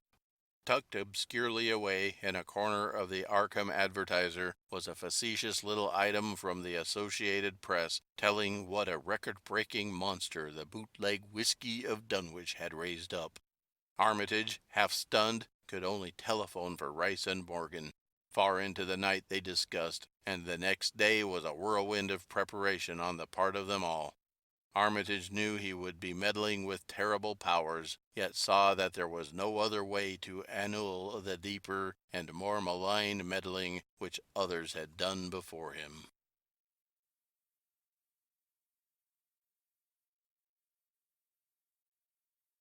(9) Friday morning, Armitage, Rice, and Morgan set out by motor for Dunwich, arriving at the village about 1 in the afternoon. The day was pleasant, but even in the brightest sunlight, a kind of quiet dread and portent seemed to hover about the strangely domed hills and the deep, shadowy ravines of the stricken region. Now and then on some mountain top, a gaunt circle of stones could be glimpsed against the sky. From the air of hushed fright at Osborne's store, they knew something hideous had happened, and soon learned of the annihilation of the Elmer Fry house and family. Throughout that afternoon they rode around Dunwich, questioning the natives concerning all that had occurred, and seeing for themselves, with rising pangs of horror, the drear Fry ruins, with their lingering traces of the tarry stickiness, the blasphemous tracks in the Fry yard, the wounded Seth Bishop cattle, and the enormous swaths of disturbed vegetation in various places. The trail up and down Sentinel Hill seemed to Armitage of almost cataclysmic significance, and he looked long at the sinister altar-like stone on the summit. At length the visitors, apprised of a party of state police which had come from Aylesbury that morning in response to the first telephone reports of the Fry tragedy, decided to seek out the officers and compare notes as far as practicable. This, however, they found more easily planned than performed, since no sign of the party could be found in any direction. There had been 5 of them in a car, but now the car stood empty near the ruins of the Fry yard. The natives, all of whom had talked with the policeman, seemed at first as perplexed as Armitage and his companions. Then old Sam Hutchins thought of something and turned pale, nudging Fred Farr and pointing to the dank, deep hollow that yawned close by. "God," he gasped. "I telled 'em not to go down into the glen, and I never thought nobody'd do it with them tracks and that smell and the whippoorwills a screechin' down there in the dark o' noonday." A cold shudder ran through natives and visitors alike, and every ear seemed strained in a kind of instinctive, unconscious listening. Armitage, now that he had actually come upon the horror and its monstrous work, trembled with the responsibility he felt to be his.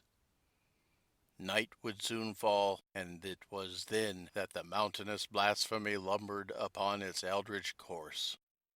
Negotium perambulans in tenebris.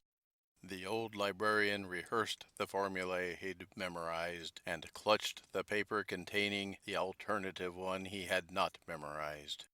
He saw that his electric flashlight was in working order. Rice, beside him, took from a valise a metal sprayer of the sort used in combating insects, whilst Morgan uncased the big game rifle on which he relied, despite his colleague's warnings that no material weapon would be of help. Armitage, having read the hideous diary, knew painfully well what kind of a manifestation to expect, but he did not add to the fright of the Dunwich people by giving any hints or clues. He hoped that it might be conquered without any revelation to the world of the monstrous thing it had escaped. As the shadows gathered, the natives commenced to disperse homeward, anxious to bar themselves indoors despite the present evidence that all human locks and bolts were useless before a force that could bend trees and crush houses when it chose. They shook their heads at the visitors' plan to stand guard at the Fry ruins near the glen, and as they left had little expectancy of ever seeing the watchers again. There were rumblings under the hills that night, and the whippoorwills piped threateningly. Once in a while a wind, sweeping up out of Cold Spring Glen, would bring a touch of ineffable fetor to the heavy night air, such a fetor as all three of the watchers had smelled once before, when they stood above a dying thing that had passed for 15 years and a half as a human being. But the looked-for terror did not appear. Whatever was down there in the glen was biding its time, and Armitage told his colleagues it would be suicidal to try to attack it in the dark. Morning came wanly, and the night sounds ceased. It was a gray, bleak day, and now and then a drizzle of rain. The heavier and heavier clouds seemed to be piling themselves up beyond the hills to the northwest. The men from Arkham were undecided what to do.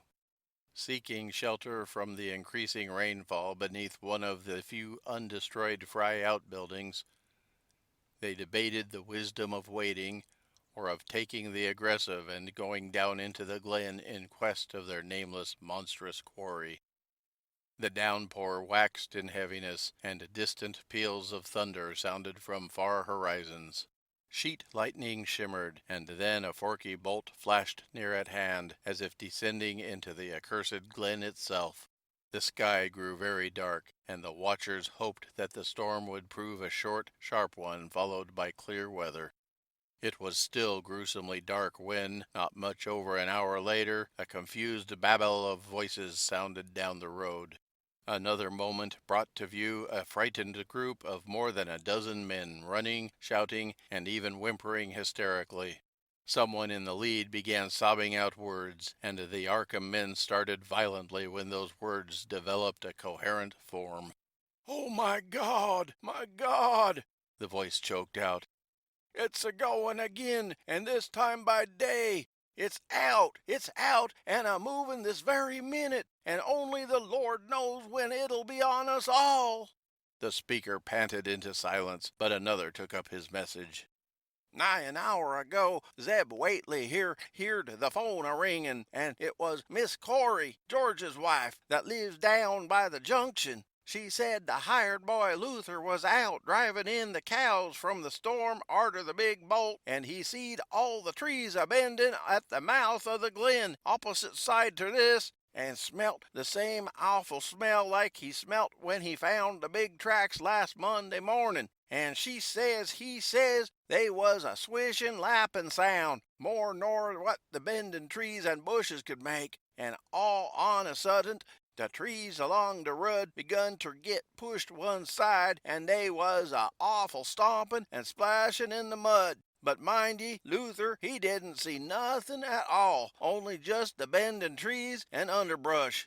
Then fur ahead, where Bishop's Brook goes under the rud, he heerd a awful creakin' and strainin' on the bridge, and says he could tell the sound o' wood a-startin' to crack and split, and all the whiles he never seed a thing, only them trees and bushes a-bendin', and when the swishin' sound got very far off, on the road toward Wizard Whately's and Sentinel Hill, Luther he had the guts ter step up whar he heerd it fust, and look at the ground. It was all mud and water, and the sky was dark, and the rain was wipin' out all tracks about as fast as could be, but beginnin' at the glen mouth, whar the trees had moved, they was still some o' them awful prints, big as barrels like he seen Monday.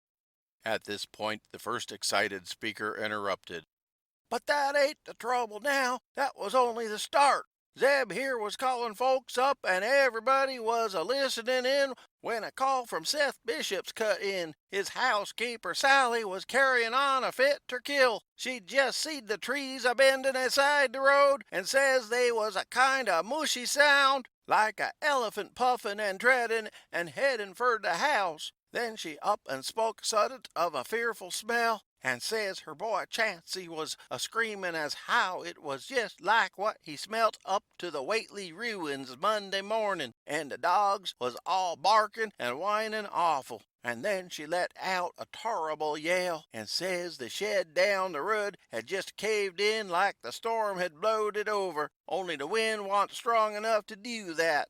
Everybody was a-listenin', and we could hear lots of folks on the wire a-gaspin'.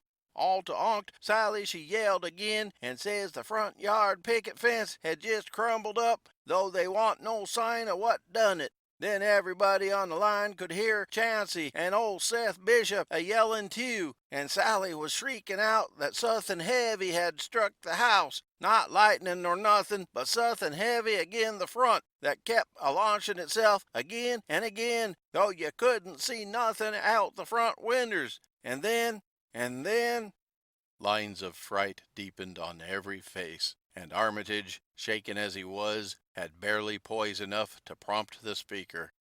And then Sally she yelled out, "Oh, help! The house is a-cavin' in!" And on the wire we could hear a terrible crashin', and a whole flock a-screamin', just like when Elmer Fry's place was took, only wuss. The man paused, and another of the crowd spoke. That's all. Not a sound nor squeak over the phone arter that. Jest still like. We that heerd it got out Fords and wagons and rounded up as many able-bodied men folks as we could git at Corey's place, and come up here ter see what you thought best ter do. Not but what I think it's the Lord's jedgment for our iniquities that no mortal can ever set aside. Armitage saw that the time for positive action had come, and spoke decisively to the faltering group of frightened rustics. "We must follow it, boys." He made his voice as reassuring as possible. "I believe there's a chance of putting it out of business. You men know that those Whateleys were wizards. Well, this thing is a thing of wizardry, and must be put down by the same means. I've seen Wilbur Whately's diary, and read some of the strange old books he used to read, and I think I know the right kind of spell to recite to make the thing fade away. Of course, one can't be sure, but we can always take a chance. It's invisible, I knew it would be, but there's a powder in this long-distance sprayer that might make it show up for a second. Later on we'll try it. It's a frightful thing to have alive, but it isn't as bad as what Wilbur would have let in if he'd lived longer. You'll never know what the world has escaped. Now we've only this one thing to fight, and it can't multiply. It can, though, do a lot of harm, so we mustn't hesitate to rid the community of it. We must follow it, and the way to begin is to go to the place that has just been wrecked. Let somebody lead the way. I don't know your roads very well, but I've an idea there might be a shorter cut across lots. How about it?" The men shuffled about a moment, and then Earl Sawyer spoke softly, pointing with a grimy finger through the steadily lessening rain. I guess you can get to Seth Bishop's quickest by cutting across the lower meadow here, wading the brook at the low place, and climbing through Carrier's mowing and the timber lot beyond. That comes out on the upper road mighty nigh Seth's, a leetle to other side. Armitage, with Rice and Morgan, started to walk in the direction indicated, and most of the natives followed slowly. The sky was growing lighter, and there were signs that the storm had worn itself away. When Armitage inadvertently took a wrong direction, Joe Osborne warned him and walked ahead to show the right one. Courage and confidence were mounting, though the twilight of the most perpendicular wooded hill which lay toward the end of their shortcut, and among whose fantastic ancient trees they had to scramble as if up a ladder, put these qualities to a severe test. At length they emerged on a muddy road to find the sun coming out. They were a little beyond the Seth Bishop place, but bent trees and hideously unmistakable tracks showed what had passed by. Only a few moments were consumed in surveying the ruins just around the bend. It was the Fry incident all over again, and nothing dead or living was found in either of the collapsed shells which had been the Bishop house and barn. No one cared to remain there amidst the stench and tarry stickiness, but all turned instinctively to the line of horrible prints leading on toward the wrecked Whately farmhouse and the altar-crowned slopes of Sentinel Hill. As the men passed the site of Wilbur Whately's abode, they shuddered visibly, and seemed again to mix hesitancy with their zeal. It was no joke tracking down something as big as a house that no one could see, but that had all the vicious malevolence of a daemon. Opposite the base of Sentinel Hill the tracks left the road. There was a fresh bending and matting visible along the broad swath marking the monster's former route to and from the summit. Armitage produced a pocket telescope of considerable power and scanned the deep green side of the hill. Then he handed the instrument to Morgan, whose sight was keener. After a moment of gazing, Morgan cried out sharply, passing the glass to Earl Sawyer and indicating a certain spot on the slope with his finger.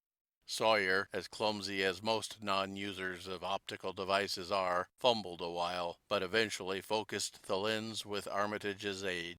When he did so, his cry was less restrained than Morgan's had been. "God almighty! The grass and bushes is a-movin'. It's a-goin' up, slow-like, creepin' up ter the top this minute. Heaven knows what fer." Then the germ of panic seemed to spread among the seekers. It was one thing to chase the nameless entity, and quite another to find it. Spells might be all right, but suppose they weren't? Voices began questioning Armitage about what he knew of the thing, and no reply seemed quite to satisfy. Everyone seemed to feel himself in close proximity to phases of nature and of being utterly forbidden, and wholly outside the sane experience of mankind.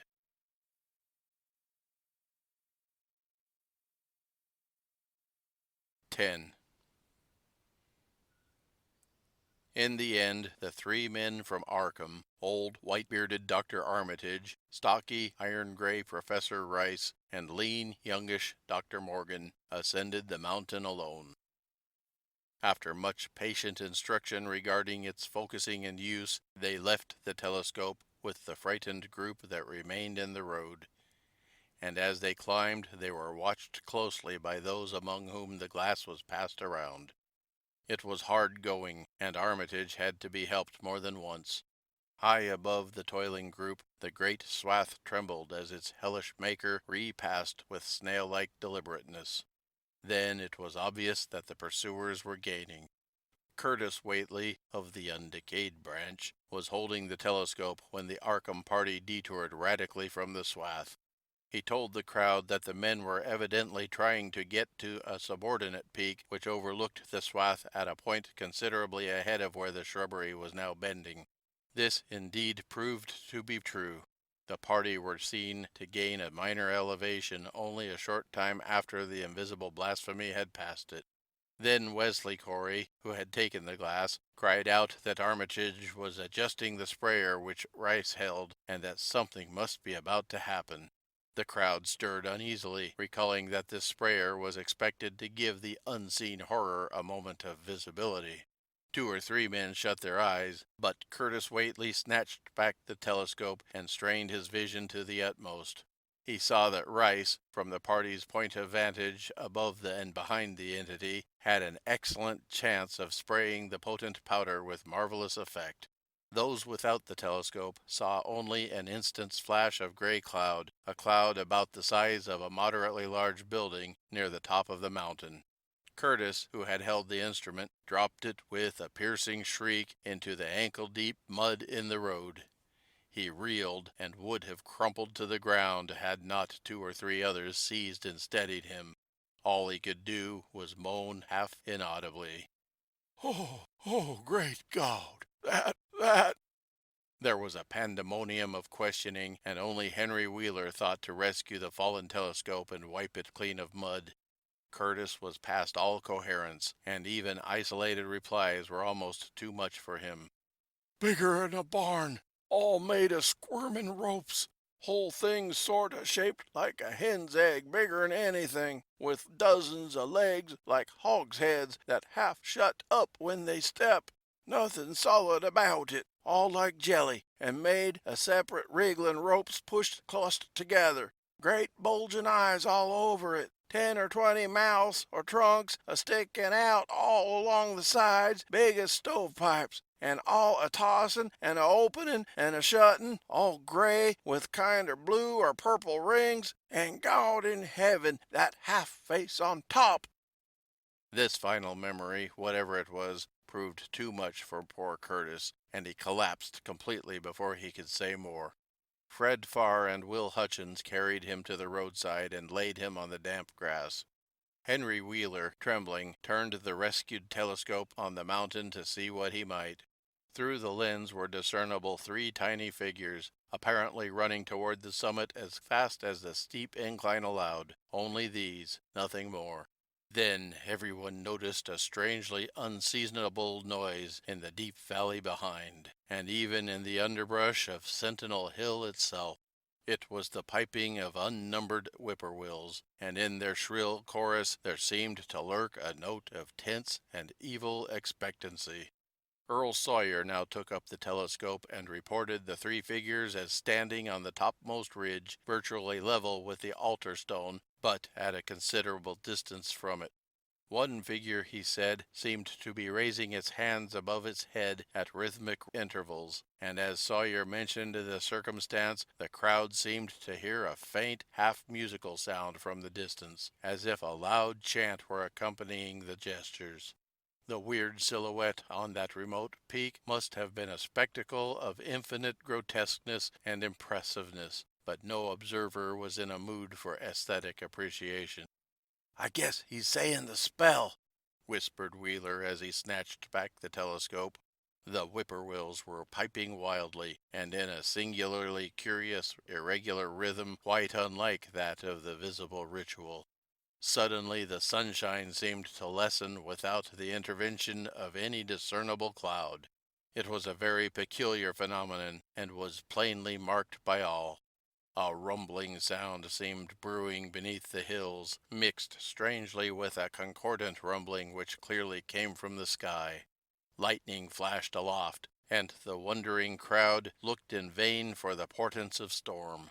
The chanting of the men from Arkham now became unmistakable, and Wheeler saw through the glass that they were all raising their arms in the rhythmic incantation. From some farmhouse far away came the frantic barking of dogs. The change in the quality of the daylight increased, and the crowd gazed about the horizon in wonder. A purplish darkness, born of nothing more than a spectral deepening of the sky's blue, pressed down upon the rumbling hills. Then the lightning flashed again, somewhat brighter than before, and the crowd fancied that it had showed a certain mistiness around the altar stone on the distant height. No one, however, had been using the telescope at that instant. The whippoorwills continued their irregular pulsation, and the men of Dunwich braced themselves tensely against some imponderable menace with which the atmosphere seemed surcharged. Without warning came those deep, cracked, raucous vocal sounds which will never leave the memory of the stricken group who heard them. Not from any human voice were they born, for the organs of man can yield no such acoustic perversions. Rather would one have said that they came from the pit itself, had not their source been so unmistakably the altar stone on the peak. It is almost erroneous to call them sounds at all, since so much of their ghastly, infra-based timbre spoke to dim seats of consciousness and terror far subtler than the ear. Yet one must do so, since their form was indisputably, though vaguely, that of half-articulate words. They were loud, loud as the rumblings of the thunder above which they echoed. Yet did they come from no visible being, and because imagination might suggest a conjectural source in the world of non-visible beings, the huddled crowd at the mountain's base huddled still closer, and winced as if in expectation of a blow.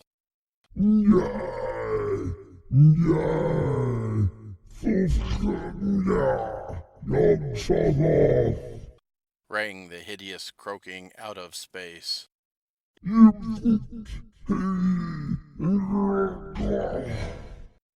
The speaking impulse seemed to falter here, as if some frightful psychic struggle were going on. Henry Wheeler strained his eye at the telescope, but saw only the three grotesquely silhouetted human figures on the peak, all moving their arms furiously in strange gestures as their incantation drew near its culmination.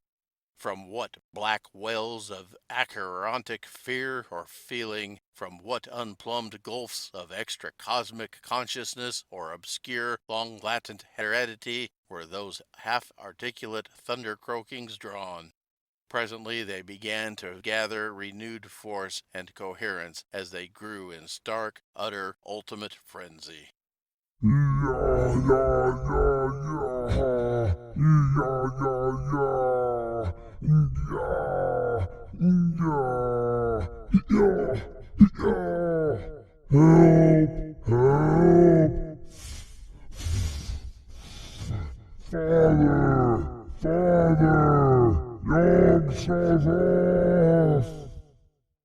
But that was all. The pallid group in the road, still reeling at the indisputably English syllables that had poured thickly and thunderously down from the frantic vacancy beside the shocking altar stone, were never to hear such syllables again. Instead, they jumped violently at the terrific report which seemed to rend the hills, the deafening cataclysmic peal whose source, be it inner earth or sky, no hearer was ever able to place. A single lightning bolt shot from the purple zenith to the altar stone, and a great tidal wave of viewless force and indescribable stench swept down from the hill to all the countryside. Trees, grass, and underbrush were whipped into a fury, and the frightened crowd at the mountain's base, weakened by the lethal fetter that seemed about to asphyxiate them, were almost hurled off their feet. Dogs howled from the distance. Green grass and foliage wilted to a curious sickly yellow-gray, and over field and forest were scattered the bodies of dead whippoorwills. The stench left quickly, but the vegetation never came right again. To this day there is something queer and unholy about the growths on and around that fearsome hill. Curtis Whately was only just regaining consciousness when the Arkham men came slowly down the mountain in the beams of sunlight once more brilliant and untainted. They were grave and quiet, and seemed shaken by memories and reflections even more terrible than those which had reduced the group of natives to a state of cowed quivering. In reply to a jumble of questions, they only shook their heads and reaffirmed one vital fact. "The thing has gone forever," Armitage said. "It has been split up into what it was originally made of, and can never exist again. It was an impossibility in a normal world. only the least fraction was really matter in any sense we know. It was like its father, and most of it has gone back to him in some vague realm or dimension outside our material universe, some vague abyss out of which only the most accursed rites of human blasphemy could ever have called him for a moment on the hills. There was a brief silence, and in that pause the scattered senses of poor Curtis Whately began to knit back into a sort of continuity, so that he put his hands to his head with a moan. Memory seemed to pick itself up where it had left off, and the horror of the sight that had prostrated him burst in upon him again. Oh, oh my God, that half face on top of it, that face with the red eyes and crinkly albino hair and no chin like the Whateleys. It was an octopus, centipede, spider kind of thing, but they was a half-shaped man's face on top of it, and it looked like Wizard Whately's, only it was yards and yards across. He paused, exhausted, as the whole group of natives stared in a bewilderment not quite crystallized into fresh terror. Only old Zebulon Whately, who wanderingly remembered ancient things, but who had been silent heretofore, spoke aloud. 15 years gone, he rambled. I heerd old Whately say as how some day we'd hear a child of Lavinies a-callin' its father's name on top o' Sentinel Hill. But Joe Osborne interrupted him to question the Arkham men anew. What was it, anyhow, and however did young Wizard Whately call it out of the air it come from? Armitage chose his words very carefully. It was mostly a kind of force that doesn't belong in our part of space. A kind of force that acts and grows and shapes itself by other laws than those of our sort of nature. We have no business calling in such things from outside, and only very wicked people and very wicked cults ever try to. There was some of it in Wilbur Whately himself, enough to make a devil and a precocious monster of him, and to make his passing out a pretty terrible sight. I'm going to burn his accursed diary, and if you men are wise, you'll dynamite that altar stone up there, and pull down all the rings of standing stones on the other hills. Things like that brought down the beings those Whateleys were so fond of.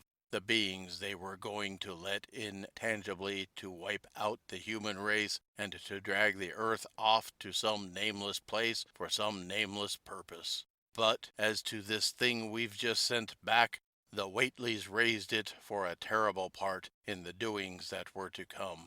It grew fast and big for the same reason that Wilbur grew fast and big, and it beat him because it had a greater share of the outsideness in it. You needn't ask how Wilbur called it out of the air. He didn't call it out. It was his twin brother, but it looked more like the father than he did.